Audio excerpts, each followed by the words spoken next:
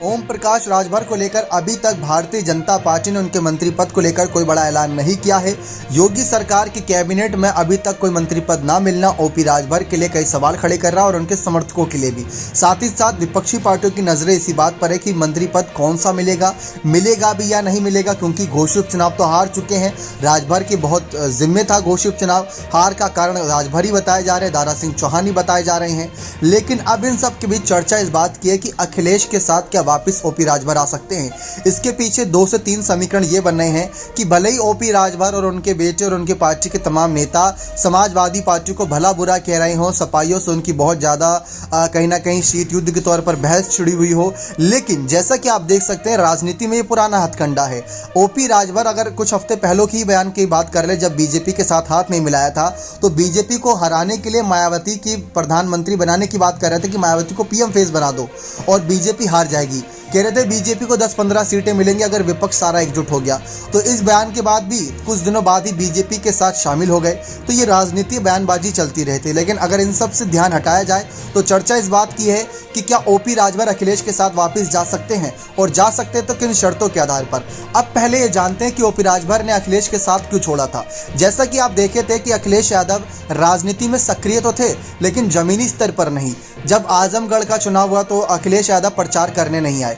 OP Rajbhar से सवाल यही किया जा रहा था कि आप तो प्रचार कर रहे हैं गठबंधन पार्टी होने के नाते, लेकिन आपके साथ अखिलेश यादव नहीं है, वो तो एसी कमरे में बैठ के मजे ले रहे हैं। तब ओपी राजभर ने कहा था कि हमें अखिलेश की जरूरत भी नहीं, हम चुनाव जिता देंगे। लेकिन हारने के बाद ओपी राजभर के सुर बदल गए थे और उन्होंने यही कहा था कि अगर वो एसी कमरे में बैठे रहेंगे, जनता के बीच नहीं जाएंगे, जनता तो भूल ही जाएगी उन्हें।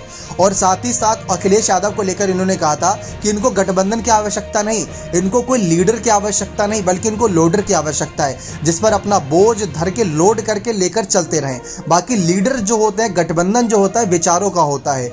अगर आप कुछ राय देंगे तो आपका सलाह मशवरा माना जाएगा, हम कुछ राय देंगे तो हमारा सलाह मशवरा माना जाएगा। लेकिन अखिलेश ऐसा नहीं मानते।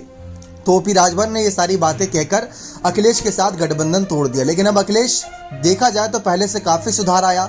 मैनपुरी उपचुनाव की बात कर ले, खतौली की बात कर ले, घोसी की बात कर ले, प्रचार करने पहुंचे, जनता के बीच सक्रिय है। एसी वाले कमरे उन्होंने छोड़ दिए हैं। साथ ही साथ वो अब तमाम जो पार्टियां जैसे जयंत चौधरी की हो गई, चंद्रशेखर आजाद की हो गई, उनके साथ मिलकर काम कर रहे हैं, सबका सलाह मशवरा ले रहे हैं। तो अखिलेश यादव भी अब सुधर चुके हैं, यूँ कहा जा सकता है। तो क्या अब अखिलेश के साथ आने का मन बनाएंगे?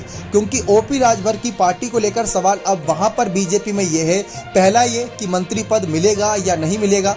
ओपी राजभर ने तो कह दिया कि मिलेगा, लेकिन योगी सरकार का क्या फैसला है? क्या लोकसभा चुनाव से पहले बड़ा बदलाव करेगी योगी सरकार? उन पर निर्भर करेगा। और दूसरा ये कि जो लोकसभा सीट बंटवारा होगा, एनडीए अपनी 80 की 80 सीटें जीतना चाहती हैं, लेकिन उसमें से ओपी राजभर के खाते में कितनी सीटें आएंगी? क्या 2 सीट आएगी, 5 सीट आएगी या 12 सीट आएगी, 10 सीट आएगी, कितनी सीट आएंगी? क्योंकि राजभर चाहते हैं कि उनको ज़्यादा सीट मिले। विधानसभा चुनाव में अखिलेश के साथ मिलकर लड़े तो ज़्यादा सीटों पर जीत मिली थी, तो ऐसे में वो चाहते कि लोकसभा में भी कमाल करें। अब लोकसभा में अगर ये सीट बंटवारे का मामला बैठ गया तो ठीक है, वरना सुभाषपा अध्यक्ष ओपी राजभर पाला बदलने में देरी नहीं लगा सकते। लेकिन क्या इस बार इंडिया दल में आएंगे या अखिलेश के साथ आएंगे, निर्भर वो करेगा। लेकिन यही कुछ शर्तें हैं कि अखिलेश ने वो शर्तें सब सुधार ली हैं, लेकिन अब राजभर पर निर्भर करता है कि वो क्या करते हैं। बयानबाजी अब भी जारी है, धोखेबाजियों पर खुलासा हो रहा है, नेताजी को बीच में लाया जा रहा है। लेकिन ओपी राजभर कब बदल जाए, कहाँ नहीं जा सकता। और शिवपाल ने भी यही कहा था कि ओपी राजभर को कोई बड़ा मंत्री पद दे दो जल्दी, वरना हो सकता है कल को ये हमारे साथ वापिस आ जाए। अब वही समीकरण बन रहे हैं, ना ही मंत्री पद मिला, ना ही गाजीपुर सीट पर उपचुनाव हुआ जहां पर उनके बेटे को आय किया जाए, और लोकसभा सीट शेयरिंग मामले पर कितनी सीट मिलेगी सुभाषपा को, ये देखना भी दिलचस्प रहेगा। बने रहे चैनल के साथ। बहुत बहुत धन्यवाद।